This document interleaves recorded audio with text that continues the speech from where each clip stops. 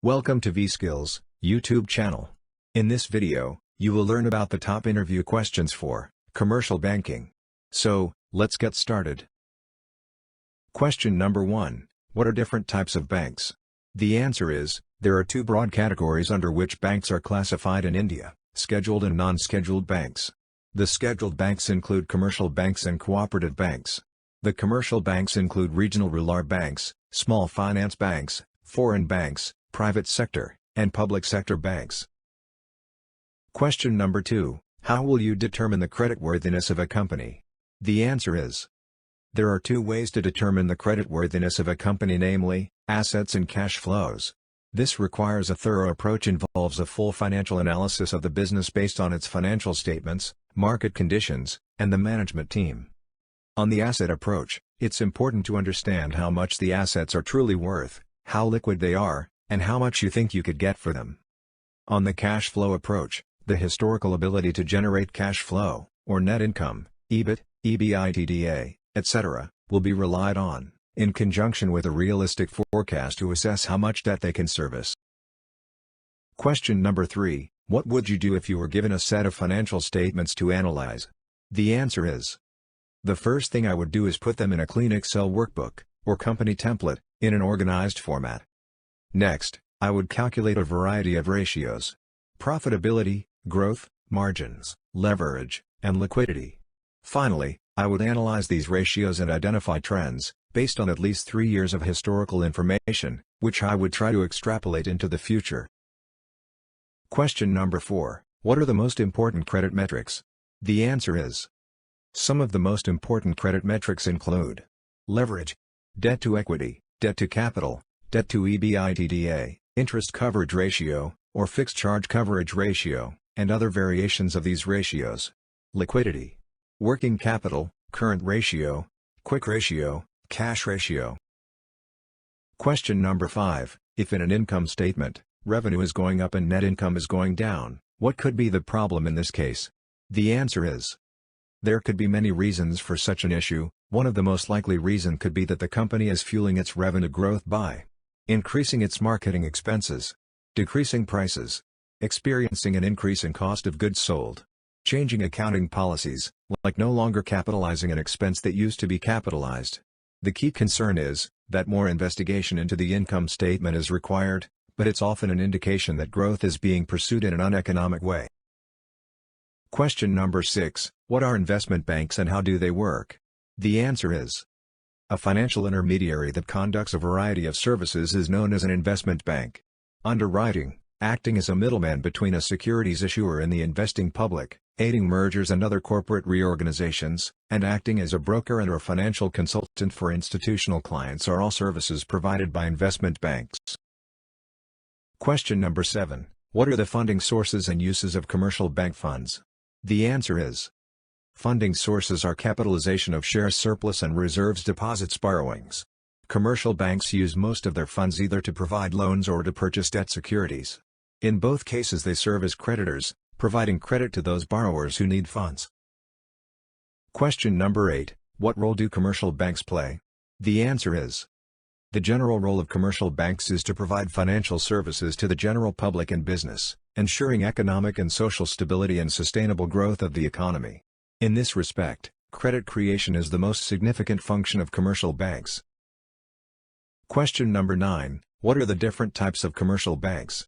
The answer is, commercial banks are categorized into 3 types: public sector banks, private sector banks, and foreign banks. Question number 10. What is cash reserve ratio and what does it mean? The answer is, the cash reserve ratio, CRR, is a minimum percentage of total customer deposits that commercial banks must retain as reserves, either in cash or in central bank deposits. The CRR is determined by a country's central bank's standards. Question number 11. What is the characteristic of commercial banks?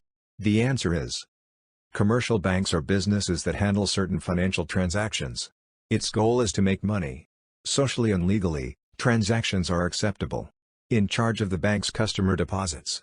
The central bank of a country is in charge of establishing and operating it.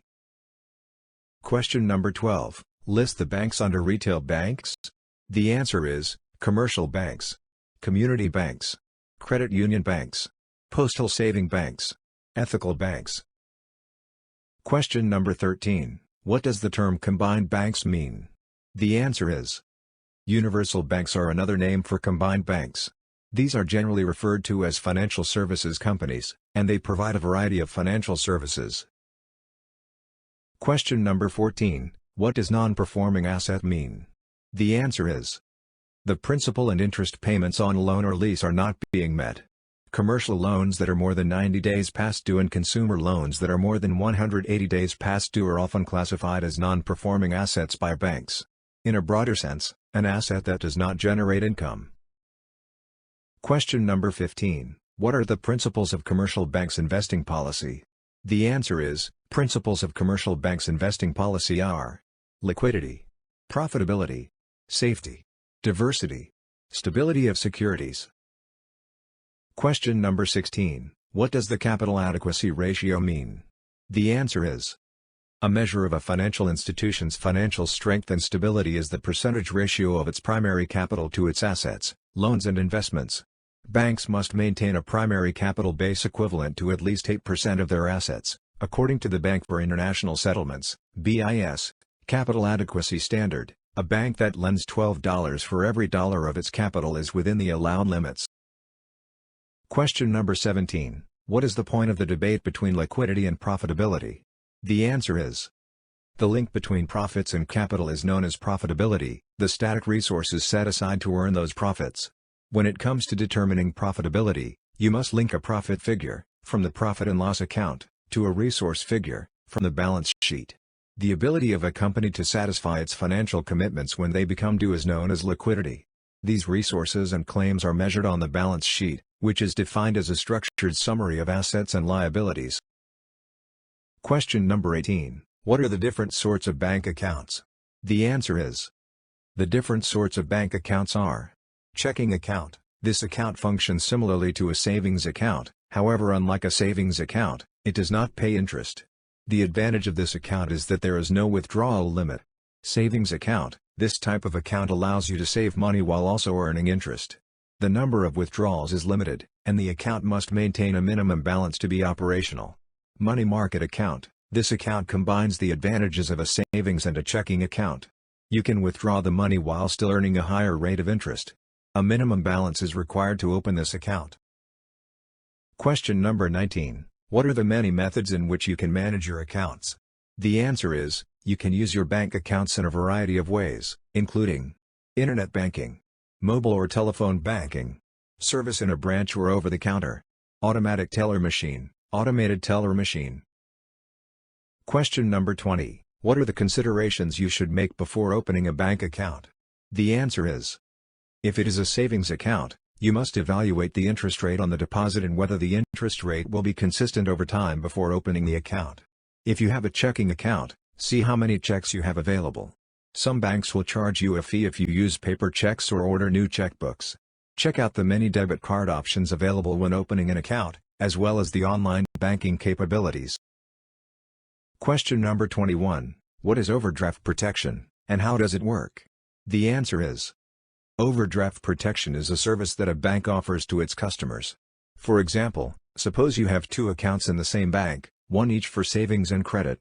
If one of your accounts is short on funds, it will be difficult to process checks or pay purchases. To avoid check returns or to settle your grocery or utility bills, the bank will move money from one account to another that does not have cash. Question number 22. What are the key characteristics of financial derivatives? The answer is: the key characteristic of financial derivatives are: value is derived from an underlying instrument. They are vehicles for transferring risk. They are leveraged instruments. Question number 23. What does APR, annual percentage rate, stand for?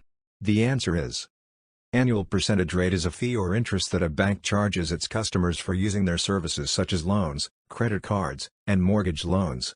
The interest rate or fees are determined on a yearly basis.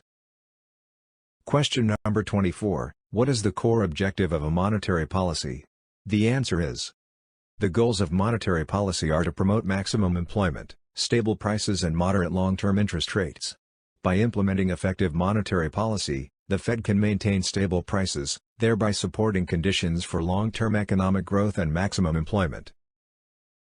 Question number 25. What is the difference between a fixed and a variable APR? The answer is: the annual percentage rate, APR, can be either fixed or variable.